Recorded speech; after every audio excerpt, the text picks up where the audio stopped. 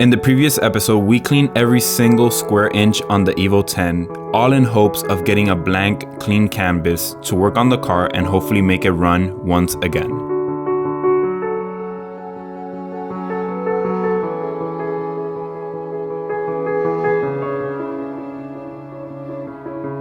In today's video, our job is to figure out what's wrong with the Evo 10 and why it doesn't run.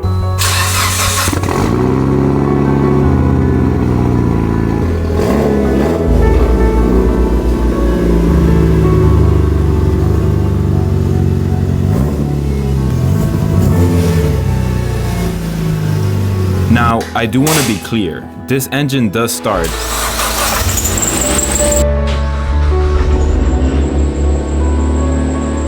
but that's about it. When I put it into drive or reverse, this is what happens.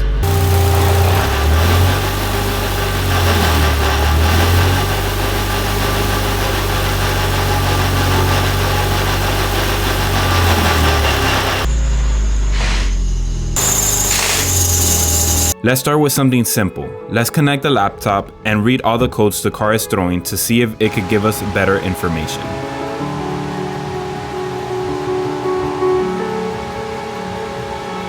Alrighty, so here's the verdict. Good news, sort of bad news. Obviously the noise is horrible. The codes we got for the transmission are P1873, clutch 1, system pressure abnormality. And then we got a P1874, clutch 2, system pressure abnormality. What I'm going to do first is go on Google and do as much research as possible to see what I could find out.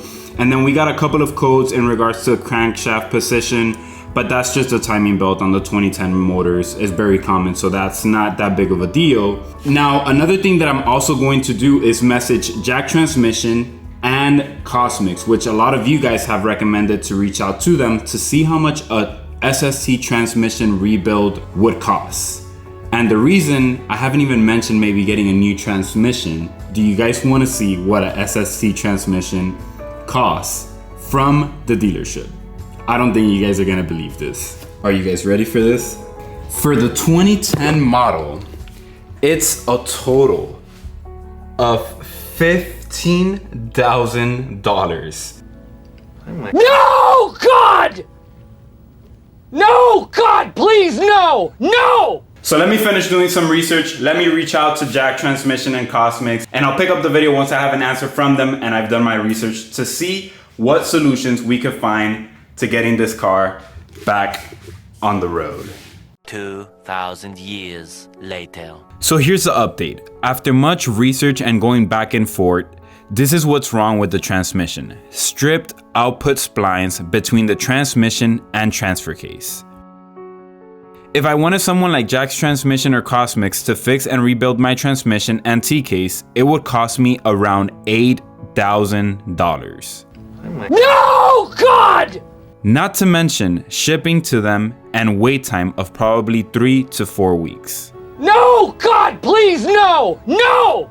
I wanted to explain to you guys real quick the output splines that I'm talking about since I have my Evo 8 5-speed out right now. This is exactly what I'm talking about. So these splines for the center diff of the transmission are actually stripped completely. This mates to the T-case, which I'm assuming the female side is also stripped. And this is the noise that we're hearing where it's kind of like just scratching and going back and forth. The craziest part is that the dealer doesn't sell this part by itself.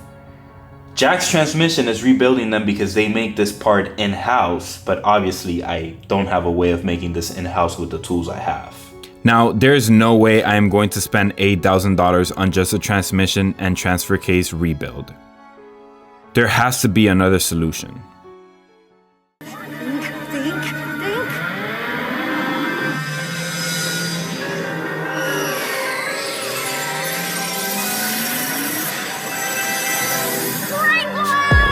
Okay, it's been several days now, and after much research, I have found two solutions that actually make sense, and spending $8,000 on just a transmission is not one of them. The two solutions I came up with was number one, buy a used transmission and transfer case and just swap them out as long as they're good, used parts. And then number 2 is fix the transmission and T-case myself and try to see if I could get the parts from somewhere. Let's talk about option number 2 first, which is fixing the transmission myself and getting all the parts I need. The main issue I'm having is that it is impossible, at least to me. If anybody knows, please leave it in the comments, to find the output splines for the center differential on the transmission. I just can't find it. Jack's Transmissions makes it in-house, and the only way I could do that is by sending the center diff to Jack's Transmission, but that's gonna take 3 to 4 weeks, almost a month to get back. And then honestly, that will be doing it the lazy way, because we still have a clutch abnormality code, which means that the clutches need to be replaced. I believe this whole transmission honestly needs a rebuild service.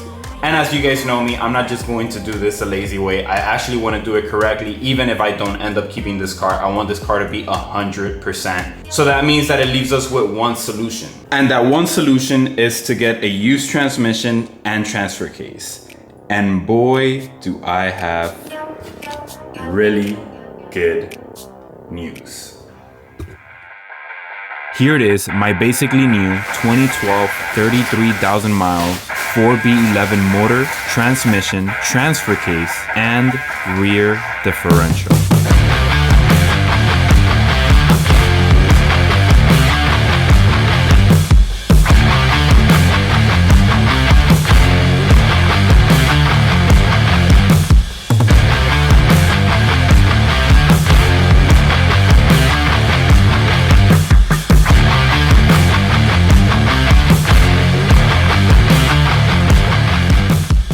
What in the world do we have here?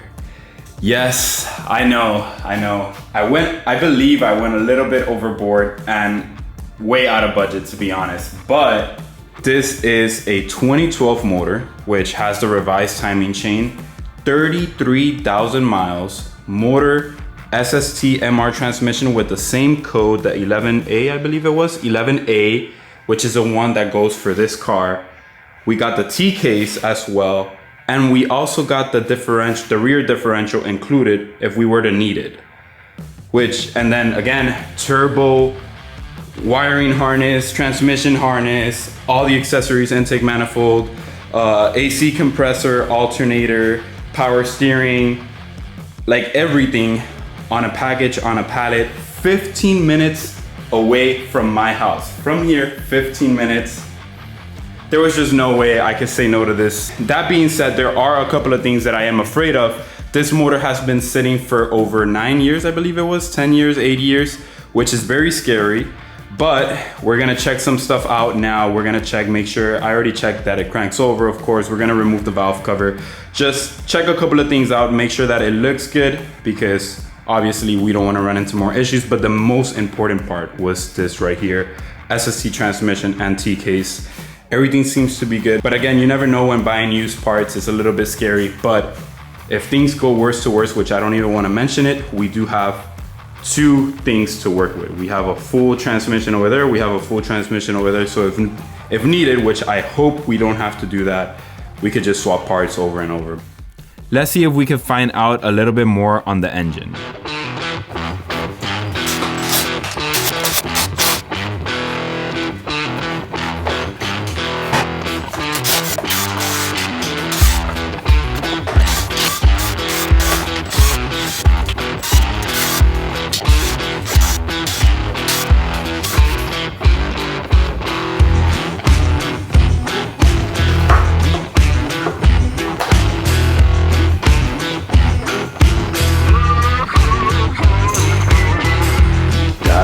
So far so good. Take a look at the head and all the cams. Hopefully you guys can see it in camera. Everything looks really, really good. A lot of gray. Obviously all the oil after all the years has sipped down, so you're not gonna see much oil, but it looks really, really good. Most importantly, what I'm looking is at the cams, making sure that there's no scratches or anything like that, like any grooves on the lobes. Everything looks really, really good. Next up, let's take the spark plugs out. But before I do that, let's crank the motor and make sure that everything cranks and it's good. I already did it before I bought the motor, but I do want to do it and take a look at the cams and the timing chain. Everything so far looks good.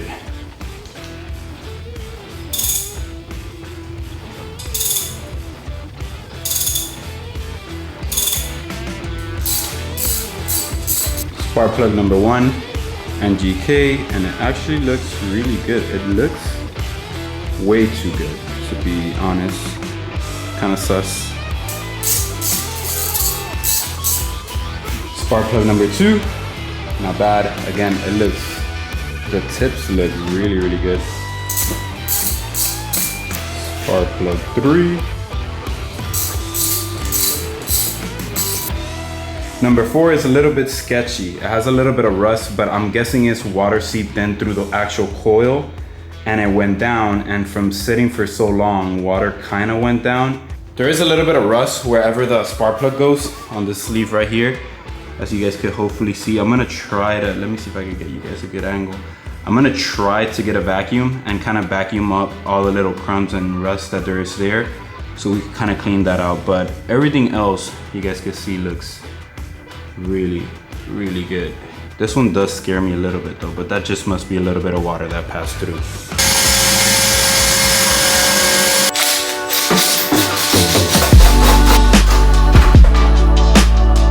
I was just checking over the turbo and everything on this side. It looks good, but there is a good amount of rust that I do have to kind of clean up. This is totally normal. Obviously, exhaust side always catches a bit of rust, but it bothers me. And then I also checked for shaft play, moved the turbine wheel, and everything looks good in there. I'm not sure if you guys are gonna be able to see. Let me see if I could.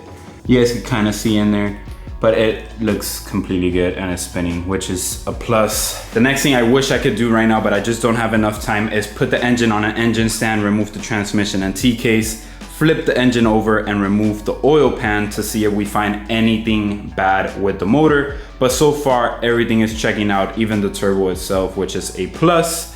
Now, that's going to be it for this episode. On the next episode, we will actually try to tear this down a little bit and clean it up, restore everything that we can restore, and just make it look very, very nice. The transmission itself has kind of like this corroded kind of look. I hope I can maybe with the pressure washer and a little bit of degreaser kind of clean these parts out and just give it a little bit of a revive. So then we could drop this entire motor down and then put that baby in here, and hopefully, fingers crossed, everything is good and we're able to drive this car and put it out on the road again.